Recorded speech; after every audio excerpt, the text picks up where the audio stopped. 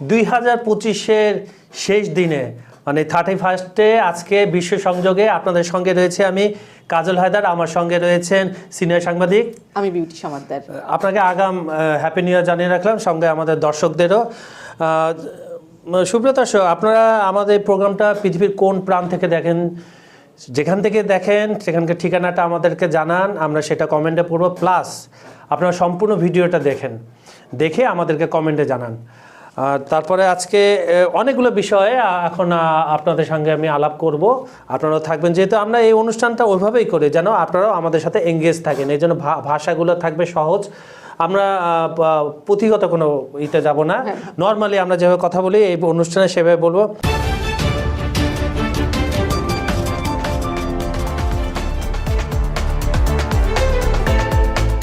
আবার প্রথমে আমি আসি যে আমরা জানি যে একটা 2026 সালের প্রথম সপ্তাহে ইউক্রেন আর রাশিয়ার যুদ্ধ নিয়ে দুইটা বৈঠক হবে বড়, একটা প্যারিসে, আরেকটা হচ্ছে আপনার মার্কিন যুক্তরাষ্ট্রে আরেকটা হবে। এর আগে আমরা দেখলাম যে 2 দিন আগেই রবিবার এই সপ্তাহের আপনার ছুটিতে হলিডেতে থাকে দেশের বাইরে রবিবারে, সেদিন বাংলাদেশ সময় রোববার রাতে বৈঠকটা হয়েছিল জেলেনস্কি এবং কার মধ্যে? ট্রাম্পের মধ্যে। ট্রাম্প তো আমার কাকু লাগে, অনেকে বলে জেঠুসও বলবেন আপনি, ঠিক আছে জেঠুসো বললাম, কোনো সমস্যা নেই। কিন্তু সেখানে তার আগে কিন্তু পুতিনের সাথে কথা অলরেডি ফলো হয়েছিল। এবং গতকাল আরেকটা খারাপ ইঙ্গিত হয়েছে কি, আপনার পুতিনের বাসভবনে 91টা ড্রোন হামলা, এটা পুতিন নিজে ফোন করে ট্রাম্পকে জানিয়েছে। আবার এখানে যেটা হয়েছে জেলেনস্কি অস্বীকার করেছে। এখন যুদ্ধটা হচ্ছে তো ইউক্রেনের সাথে, ট্রাম্প তো নিজের বাসায় আক্রমণ চালাবে না, ট্রাম্পের পুতিন তো নিজে চালাবে না। এখন এই যে সব সময় একটা আলোচনা চলে, তার মাঝখানে দেখা যায় যে একটা হামলার তীব্রতা বাড়ে, কিছু একটা ঘটনা ঘটে। এখন তৃতীয় পক্ষ তো আমরা জানি যে ইউরোপরা বসে আছে, অনেকে চায় না এই যুদ্ধটা থামুক, কারণ তাদের অস্ত্র ব্যবসা করতে হবে। আচ্ছা, সর্বশেষ যে তুয়াপাস শোধনাগারে হামলা করলো আপনার ইউক্রেন রাশিয়ার, এটা কেন এত গুরুত্বপূর্ণ? এটা কি কৃষ্ণ সাগরের আশেপাশে হওয়ায়?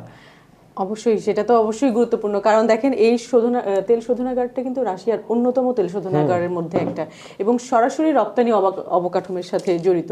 তো সেই দিক থেকে অবশ্যই গুরুত্বপূর্ণ।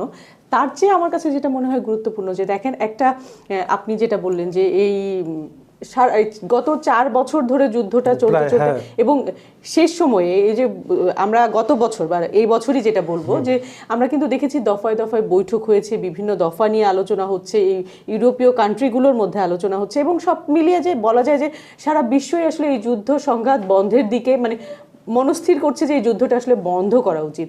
ঠিক সেই মুহূর্তে যেখানে শান্তি আলোচনা হচ্ছে, আমরা আপনি যেটা বললেন যে গত রোববার যে বৈঠক হয়েছে সেই বৈঠকে কিন্তু জেলেনস্কি নিজেই স্বীকার করেছে প্রায় 90% আলোচনা তারা শান্তি চুক্তি আলোচনা মানে যে 20 দফাটা ট্রাম্প তাকে দেখিয়েছে তাতে প্রায় 90% তারা সম্মতি দিয়েছে, মানে ধরেই নেওয়া যাচ্ছিল যে একটা ইতিবাচক দিকে যাচ্ছে। ঠিক সেই মুহূর্তে আবার এই হামলাটা, এটা শুধু মানে যতটা গুরুত্বপূর্ণ তার চেয়ে আমার কাছে মনে হচ্ছে যে এটা একটা ইঙ্গিতপূর্ণ বা উস্কানিমূলক হতে পারে। কারণ দেখেন এই হামলাটা শুধুমাত্র কিন্তু একটা যুদ্ধ না, দেখেন যুদ্ধটা এখন কোন দিকে চলে গেছে, এখন অর্থনীতি মূল জায়গায় চলে গেছে। কারণ আপনি যেটা মানে এর আগে আমরা আলোচনা করেছি যেটা যে যুদ্ধ মানে রাশিয়া কিন্তু বিভিন্ন নিষেধাজ্ঞার মাধ্যমে থাকলেও তারা কিন্তু তাদের অর্থনীতিটাকে সচল রেখেছে। তারপরেও কিন্তু প্রায়ই আমরা আলোচনায় দেখেছি যে তারপরেও অর্থনীতি নিয়ে আলোচনা হচ্ছে, কারণ দীর্ঘ সময় ধরে এই যুদ্ধ একটা দেশ আসলে তো কতটুকু রিকভার করতে পারে, অর্থনীতি একেবারে ধসে না পড়লেও কিছুটা প্রভাব তো পড়ছে এই যুদ্ধের কারণে। সেই জায়গা থেকে এই তেল শোধনাগারে মানে কি এটাকে অ্যাটাক করা মানে হচ্ছে যে ওই অর্থনীতির জায়গাটাতে আঘাত করা, কারণ এই যে জায়গাটাতে বা জ্বালানির জায়গাগুলো যদি আঘাত করতে পারে তাহলে রাশিয়ার সবচেয়ে বড় শক্তি কি এই জ্বালানি শক্তি, এটা দিয়ে ওদের অর্থনীতিটা বড়ভাবে চলছে। তো এই জায়গাটাতে যদি আঘাত করা যায় তাহলে তার মানে হচ্ছে যে ওর কোমর ভেঙে দেওয়ার একটা পরিকল্পনা। আবার সেই পরিকল্পনাটা কখন আসছে? যখন আমরা যুদ্ধ বন্ধের বা যুদ্ধ শেষের একটা ইতিবাচক পরিস্থিতি দেখতে পাচ্ছি। আবার দেখেন তার আগের ঘটনা দেখেন, পুতিনও কিন্তু সেই জায়গা থেকে সে তার অবস্থান ক্লিয়ার করেছে যে তারা যদি নমনীয় না হয় তারা তাহলে এই যুদ্ধের মানে জবাব দেবে সামরিকভাবে। তো সবকিছু মিলিয়ে একটা মানে মানে ধোঁয়াশার মধ্যে কিন্তু ছিলই, তার মধ্যে আবার এই ধরনের আচ্ছা, এই হামলা আপনার কাছে কি মনে হয়? এই হামলা তো আরেকটা ইঙ্গিত বহন করতে পারে। আপনি যখন আলোচনার টেবিলে যাবেন, আপনি আপনার প্রতিপক্ষকে বলবেন যে আপনার মূল জায়গায় আমি আঘাত করেছি, আমাকে আলোচনার টেবিলে অত হালকাভাবে নেওয়া যাবে না, এটাও কি কোনো ইঙ্গিত? না, এটাও হতে পারে, কিন্তু আমার কাছে মনে হয় যে দেখেন, রাশিয়ার এরকম এরকম ধরনের আঘাত কিন্তু আমরা এর আগে দেখিনি। হ্যাঁ, মানে ইউক্রেন রাশিয়ার আঘাত হচ্ছে কিন্তু একেবারে অভ্যন্তরে, একেবারে অর্থনীতির ভিতরে এরকম আঘাত কিন্তু খুব একটা আমরা এই যুদ্ধে দেখিনি। তো সেই জায়গা থেকে সেও কিন্তু তার শক্তি সামর্থ্য প্রদর্শন করছে। এবং আপনি যেটা বললেন যে আলোচনার টেবিলে এখন পর্যন্ত কিন্তু আমরা রাশিয়াকে কোনোভাবে নমনীয় হতে দেখিনি, এবং সে কিন্তু বারে বারে বলছে সে ছাড় দেওয়ার জায়গাটাই নয়, তার শর্তে যদি তুমি রাজি হও তাহলেই জেলেনস্কিকে সে যুদ্ধবন্ধের সুযোগটা দেবে। তো সেই জায়গা থেকে কিছুটা আপনি যেটা বললেন যে হ্যাঁ, সেটা নিজের অবস্থানটা ক্লিয়ার করা বা নিজের শক্তি জানান দেওয়া, কিন্তু আদৌ এই ড্রোন হামলায় সেই অবস্থানটা আসলে ক্লিয়ার হয় কিনা সেটাই। সেখানে আপনার ভূমিকা আপনার ভূমির 20% নাই, 20%-এর বেশি নাই। আপনার ইউক্রেনের মানচিত্র ছোট হয়ে আসতেছে, আপনার একটার পর একটা অঞ্চল বলেন, গ্রাম বলেন, হাতছাড়া হচ্ছে। ইউক্রেনের সবচেয়ে বড় সমস্যা নতুন রিক্রুটিং নাই, তার নতুন সেনা পাচ্ছে না তারা, হয় তারা দেশ ছেড়ে পালাচ্ছে, নাহলে তারা জেলে থাকতে আরো নিরাপদ মনে করছে। তারপর আপনার মনে করেন যে মার্কিন যুক্তরাষ্ট্রের যে সহায়তাটা অর্ধেকে ট্রাম্প প্রশাসনের অর্ধেকে নেমে আসছে, ইউরোপীয় সেভাবে মাঝে মাঝে দিচ্ছে, সে ফ্লোটা নাই, অস্ত্রের যে ফ্লোটা সে ফ্লোটা নাই। তারপরে আপনার মনে করেন এই ড্রোন, দুই একটা ড্রোন হামলা দিয়ে তারা আসলে কতটা শক্তি সমাধান, এটা প্রশ্নের ব্যাপার। উপরন্তু আমার কাছে মনে হলো এটা আরো তারা উস্কে দিল, পুতিনকে আরো উস্কে দিল, যে যেটুকু নমনীয় হবার সে দেখাচ্ছিল সেই জায়গাটার সম্ভাবনাটাও আমার কাছে মনে হয়েছে কমে গেল। এবং আপনি যেটা বললেন একটু আগে যে পুতিনের বাড়িতে ট্রাম্পও কিন্তু এটার নিন্দা জানিয়েছে যে কেন এই ধরনের এই মুহূর্তে এই ধরনের কেন, যে সময় আলোচনা হচ্ছে একটা ক্রিটিক্যাল পর্যায়ে রয়েছে, সেই মুহূর্তে এটা কখনোই গ্রহণযোগ্য না। তো সেই দিক থেকে বলা যায় যে, আর পাশাপাশি হচ্ছে যে আপনি যেটা বললেন ইউক্রেনের তো সামরিক নাকি, অন্যদিকে আপনি দেখেন রাশিয়ার কিন্তু সামরিক শক্তিটা এখনো এই যে হামলা, এই হামলার ফলে আরো কি হবে, আরো এই অর্থনৈতিক অঞ্চলগুলো কিন্তু রাশিয়া আরো তাদের সেনা সামর্থ্য বাড়াই দিবে, আরো কড়া নিরাপত্তা হবে। আমি যেটা বললাম যেটা আরো উস্কে দিল। এটা আগামী কয়েকদিনে আরো বোঝা যাবে, কারণ রাশিয়ার কিন্তু এখন স্টেটমেন্টটা আসে নাই, কিন্তু আমরা সেখানে চোখ রাখছি। এখন এই যুদ্ধের আড়ালে আমরা একটু তাইওয়ানের দিকে যেতে চাই। আপনি জানেন যে ওখানে মানে দ্বিতীয় বিশ্বযুদ্ধের পর থেকে তাইওয়ান ইস্যু নিয়ে চীন কিন্তু কোনো ছাড় দেয় না। তারা সবসময় বলে যে তাইওয়ানটা হচ্ছে তাদের, এবং তাইওয়ানটা এই জন্য এত গুরুত্বপূর্ণ, সারা পৃথিবী এখন সেমিকন্ডাক্টর চালায়, যে চিপগুলো, মাইক্রোচিপগুলো 92% উৎপাদন হয় তাইওয়ানে। মালামাল যাচ্ছে চীন থেকে বা অন্য কথা থেকে, কিন্তু এটা পুরো পৃথিবীকে, ছোট্ট একটা দ্বীপ কিন্তু পুরো পৃথিবীকে কন্ট্রোল করে। এবং আমরা শুরু থেকে জানি তাইওয়ানের স্বাধীনতার জন্য পক্ষে বড় ভাই হিসাবে, ছায়া হিসেবে মার্কিন যুক্তরাষ্ট্র থাকে, এবং তাদের সামরিকীকরণ থেকে শুরু করে যত ধরনের সহযোগিতা সব মার্কিন যুক্তরাষ্ট্র দিয়ে থাকে। এবারে হচ্ছে কি তার তাইওয়ানের আশেপাশে কিছু মহড়া হচ্ছে, মহড়ার মধ্যে আপনার মনে করেন রকেট নিক্ষেপ, এগুলো আসলে কোন দিকে, কারণ আমরা আপনার ইউক্রেন রাশিয়া নিয়ে এমনিতেই খুব সারা বিশ্বে, এর মধ্যে যদি আরেকটা যুদ্ধ শুরু হয়, আমরা জানি যে ওখানে ভেনেজুয়েলা নিয়ে উত্তপ্ত একটা পরিস্থিতি বিরাজ করছে, এখন এইটা যদি শুরু, আপনার কাছে কি মনে হচ্ছে? যেটা মনে হয় দেখেন, এই যে আপনি একটু পাওয়ার এক্সারসাইজ করাটা, পাওয়ার এক্সারসাইজ করা, আরো অনেক বিষয় তো অবশ্যই আছে। যেমন এই ঘটনাটা কখন ঘটলো দেখেন, মাত্র 11 দিন আগেই কিন্তু আমরা দেখেছি যে যুক্তরাষ্ট্র থেকে একটা অস্ত্রের বড় প্যাকেজ তাইওয়ানে গেছে। এই যে চীনের যে মহড়াটা, চীন কিন্তু আপনি সবসময় যেটা আমরা আলোচনা করি যে চীন কিন্তু ওদের সবসময় সচেতন, কিন্তু ওরা যুদ্ধ সংঘাতে না জড়ালেও নিজেদের অবস্থান কিন্তু সবসময় ক্লিয়ার করে। আর তাইওয়ানের বিষয়ে তো ওরা সবসময় দাবি করে আসছে যে এই তাইওয়ানটাকে তারা তাদের সার্বভৌমত্বের মধ্যে নিতে চায় বা তাদের অংশ হিসাবে দেখে। সেই জায়গা থেকে তারা তাদের মানে বোঝাতে চায় যে মানে এই পরিস্থিতিতে যাতে আমেরিকা তাদের মাথাচাড়া দিয়ে উঠতে না পারে বা তাইওয়ান যাতে কোনোভাবেই মনে করতে না পারে যে যুক্তরাষ্ট্র থাকলেই যে তারা শক্তিশালী হয়ে উঠছে, কারণ এই মহড়াগুলো কিন্তু আরেকটা জিনিস প্রমাণ করে যে অস্ত্রের মহড়ায় যদি আপনি যান তাইওয়ান কিন্তু পেরে উঠবে না, যতই তাকে মার্কিন যুক্তরাষ্ট্র সহায়তা করুক। কিন্তু দেখেন আপনি যেটা বললেন যে ইউক্রেন রাশিয়া যুদ্ধ নিয়েই তো ইউরোপীয় দেশগুলো মাথা ব্যথা আছে, সেই দিক থেকে অন্যদিকে নজর দেওয়াটা কিন্তু অত সহজ না বা আরো জটিল একটা প্রক্রিয়া হবে। সেই জায়গা থেকে এই চীনের জায়গাটা ক্লিয়ার করে দিল যে তুমি যদি এই দিকে যেতে চাও তাহলে কিন্তু আমাদের সামর্থ্যটা আগে বিবেচনা করতে হবে।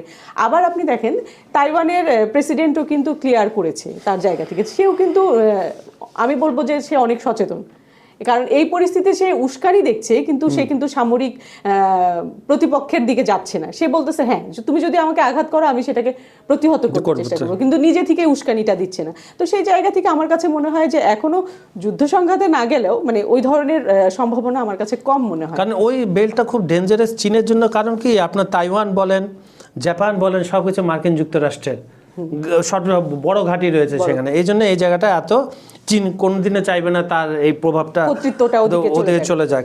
আচ্ছা আমি একটু কমেন্টে যাব, কমেন্ট সেকশনে যাওয়ার আগে আপনার কাছে প্রশ্ন রেখে যাব। সুব্রত, যেটা আজকে হচ্ছে মানে বছর শেষ, তো বছর শেষে বিভিন্ন যুদ্ধের ইঙ্গিত পাওয়া যাচ্ছে 2026-এ। এরপরে আমরা এশিয়ার দিকে আসবো, ভারত পাকিস্তানের দিকে, তারপরে আমি একটু কমেন্ট নিয়ে আসি, তারপরে আপনাকে ভারত পাকিস্তানের যুদ্ধের আশঙ্কা কেন আবার এটা উঠে আসলো, এটা আরেকটা ইস্যু। আসলে পাগল হয়ে যাবো আমরা এই চারপাশের যুদ্ধ দেখে। তো সুপ্রিয় দর্শক, আপনারা মাথা ঠান্ডা রেখেন। তাহসানুর উনি লিখছেন, দোনবাস সম্পূর্ণ দখল হয়ে গেলে পুতিন খেরসন সম্পূর্ণ দাবি করে বসবে, ওডেসা বন্দর সহ খার্কিভ ও সুমি অঞ্চল ছাড়ের বিনিময়ে। শাহরিয়ার, ঢাকা থেকে। শাহরিয়ার, সরি ভাই আপনার নামটা ভুল বলছিলেন, শাহরিয়ার। আপনি আসলে আপনি খুব সুন্দর অ্যানালাইসিস করেছেন। পুতিন ওই ম্যাপ ধরে ধরেই কিন্তু এগোচ্ছে যে আমার এই বন্দরটা রাখবো, তার বিনিময়ে আমি দুইটা অগুরুত্বপূর্ণ অঞ্চল ছেড়ে দেব। This is called the land swapping. এইখানেই আপনার আলোচনার টেবিলে এইগুলাই হয় আসলে। ধন্যবাদ আপনাকে। মিহির চক্রবর্তী, উনি আমাদের রেগুলার একজন দর্শক।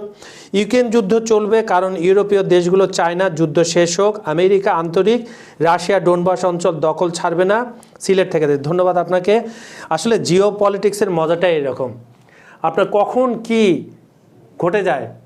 এবং জিও পলিটিক্স একটা কথা বলা যায়, সব কিছু আনপ্রেডিক্টেবল, মানে আপনি এটা প্রেডিক্টেবল করতে পারবেন না। ধন্যবাদ আপনাকে। কিশোর আহমেদ, উনি লিখছেন, কোনো সমাধান হবে না, সামনে ভয়ানক পরিণতির জন্য ইউক্রেন ও পোল্যান্ডের কপালে ঘটবে। এখন পোল্যান্ডও তাদের সামরিক বাড়াচ্ছে, সক্ষমতা বাড়াচ্ছে, এবং ইউরোপের একটা ভয় রয়েছে ন্যাটোর, বিশেষ করে যে ইউক্রেন যুদ্ধ শেষে টার্গেট হবে পোল্যান্ড বা বাল্টিক রাষ্ট্রগুলো।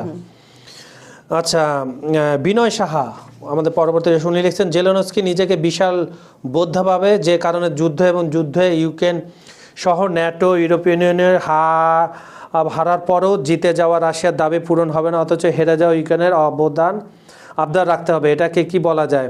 অবাস্তব আবদার করে ইউক্রেন শান্তি চায় না, পুরোপুরি ধ্বংস হতে চায়। কারণ আমি তো বলি সবসময় ওদের একটা দেশ চালানো উচিত, সব পেশাকে সম্মান জানিয়ে বলছি, একজন রাজনীতিবিদের দেশ চালানো উচিত। কারণ একটা রাজনীতিবিদের সুদূর প্রসারী পরিকল্পনা থাকে, সে বুঝতে পারে আমি একটা পরাশক্তির সাথে যাব, লড়বো, কতদিন লড়তে পারবো বা আমি টিকতে পারবো কিনা।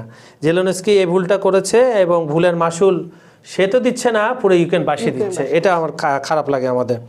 আজকের অনুষ্ঠানের সর্বশেষ দর্শক উনি হচ্ছেন সমর গাঙ্গুলি, উনি আমাদের সাউথ কলকাতাতে দেখেন। ধন্যবাদ আপনাকে দেখার জন্য। ন্যাটো ঘুরে ফিরে ইউক্রেন নিয়ন্ত্রণে আর মাঝখানে রাশিয়ার উপর না জোর দিয়ে খবরদারি করছে, কাকে কার জন্য আপনার চেষ্টা করছেন।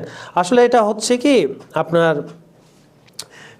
রাশিয়া, দিদি যেটা বললেন, আমরা যেটা সবসময় বলে থাকি যে যত বড়ই পরাশক্তি হোক, অর্থনীতি স্ট্রং হোক, দীর্ঘকালীন যুদ্ধ কিন্তু ক্ষতি করে, নিজের অভ্যন্তরে ক্ষতি করে। প্লাস রাশিয়ার তো 15,000-এরও বেশি নিষেধাজ্ঞা রয়েছে। তারপরে রাশিয়া একটা সম্মানজনক এক্সিট চাচ্ছে বেশ কয়েক বছর ধরে, 2000 বিষয়, হ্যাঁ এক্সিট চাচ্ছে। ধন্যবাদ আপনাকে। তারপর আপনি ছোট করে ভারত পাকিস্তানের যুদ্ধের যে আশঙ্কাটা করছে, আপনার যুক্তরাষ্ট্রভিত্তিক প্রভাবশালী think tank council of foreign রিলেশনের সাম্প্রতিক হুঁশিয়ারি, তারা একটা রিপোর্ট পেশ করেছে কারণ আমরা জানি কিছু হলে এই ইস্যুটা সামনে এসে যায় ভারত পাকিস্তান। এটা আপনি কিভাবে দেখছেন? ভারত পাকিস্তান আসলে দেখেন ইস্যুটা এমন একটা 47-এর পর থেকে, হ্যাঁ এমন একটা ইস্যু আমরা মানে এই 47-এর পর থেকেই আমরা কিন্তু দেখছি যে এরা মানে কোনো কারণ ছাড়াই হ্যাঁ দ্বন্দ্ব সংঘাতে লিপ্ত। আপনি ধরেন ভারত বা পাকিস্তান আপনার দেশের অভ্যন্তরে আপনি চাপে আছেন, হঠাৎ করে একটা ছোট যুদ্ধ লাগিয়ে দিলেন, ফোকাসটা ওদিকে চলে গেল। আবার হচ্ছে কি মূল বিষয় হচ্ছে যে দুজনই পরাশক্তি, মানে কেউ কাউকে টলার করে না যে তুমি হুমকি দিলে আমি ছেড়ে দিব, আমি হুমকি দিলে তুমি ছেড়ে দেবো, তা না। কিন্তু এই দ্বন্দ্ব সংঘাত যে কারোর জন্যই শুভকর নয়, এবং ওরা কিন্তু কোনোভাবে কোনো দিকে ছাড় দিতে রাজি না, কোনো কিছু মেনে নিতে রাজি না। দেখেন এই আমরা সম্প্রতি যেটা দেখে অপারেশন সিন্দুর বা যেটা দেখলাম, ছোট্ট একটা বিষয়, সেই বিষয়টা থেকে কিন্তু বড় ধরনের একটা যুদ্ধ বেঁধে যাওয়ার একটা সম্ভাবনা আমরা দেখেছি। এটাই আশঙ্কা করা হচ্ছে যে 2026 সালেও এ ধরনের ঘটনা ঘটতে পারে। মানে ছোট একটা, আমরা যেটাকে আমলেই নিই না, এই দুই দেশ এখন এমন জায়গায় চলে গেছে তারা আসলে কোনো, এই যে আপনি ক্রিকেটের মাঠেই দেখেন না, সম্পূর্ণ মানে সামান্য একটা বিষয় নিয়ে ক্রিকেটটাকে তারা কোন জায়গায় নিয়ে গেছে, খেলাধুলাকে সেটা বিষয়ে কেউ কাউকে ছাড় দিতে চাচ্ছে না। তো এইটা একটা মাথা ব্যথার কারণই। তবে আবার আরেকটা মনে হয় যে আপনি যেটা বললেন যে 47-এর পর থেকে দুই দেশই কিন্তু এইভাবেই চলছে। হ্যাঁ, কারণ আমার কাছে যেটা মনে হয় দুটো দেশই যেহেতু পরাশক্তি, এই দুটো দেশ যদি যুদ্ধ সংঘাতে জড়ায় তাহলে কিন্তু পুরো এশিয়ার জন্য একটা ভয়াবহ রকমের। আপনি ভারতের দিক দেখেন, ভারতের ইকোনমি, ইমার্জিং ইকোনমি, সব দিক থেকে পরাশক্তি, কিন্তু পাকিস্তানের কাছে একমাত্র পারমাণবিক অস্ত্র আছে। পাকিস্তানের তো ইকোনমি খুব খারাপ অবস্থা, তারা ঋণের উপরে পুরো দেশটা চলছে।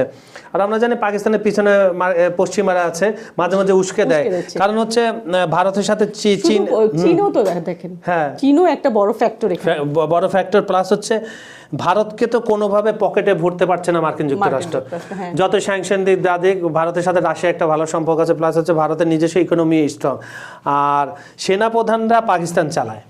আবার পাকিস্তানের আরেকটা বিষয় দেখেন, আপনি যেটা বলছেন যে ওদের ইকোনমিক্যাল অবস্থা ভালো না, ওটা নিয়ে ওদের মাথা ব্যথা নেই, সেটাই। এইটা হচ্ছে ধ্বংসের একটা বড় কারণ হতে পারে। মানে ধীর স্থিরতা যেটা অর্থনীতিকে সচল করা বা ওই দিকে যাওয়া, পাকিস্তান কিন্তু কখনোই সেই জায়গাগুলোতে ছাড় দেয় না। মানে তারা তাদের সার্বভৌমত্ব, তাদের সক্ষমতা, এটা কিন্তু সবসময় বজায় রাখতে চায়। যেটা আপনি বললেন যে সামরিক বাহিনী, যেহেতু ওদের চিন্তাধারাটাই কিন্তু কিন্তু হওয়া তো উচিত আপনার জনগণ স্বাচ্ছন্দ্যে আছে কিনা, জীবন ধারণ ইজিলি চলছে কিনা, সেটার দিকে তাদের কোনো।